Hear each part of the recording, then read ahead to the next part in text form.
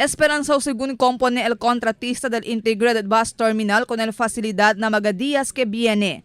Asungo con el iniero del ciudad Luis Vicente Despalo, tiene sila descubrí mga minor defects na facilidad, razón si porque pidi sila na kontraktor que compone con este mga defecto. Cita acorda del Disyembre pasado año lang cuando principia opera el gobierno local con el IBT.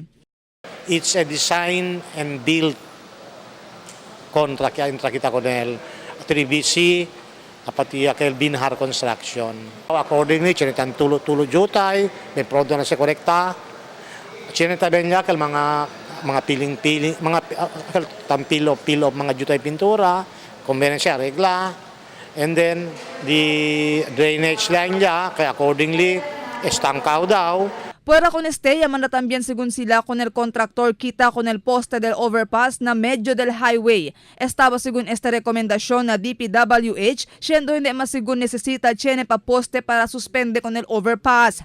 Ya conforma man también según el contractor con el rekomendasyon del DPWH. Aquel ara overpass niya, aquel I-beams siya po steel I-beams. Ya kambya kita con ese, no need for that post para po niya. So, we are asking the contractor para bungkale con ese.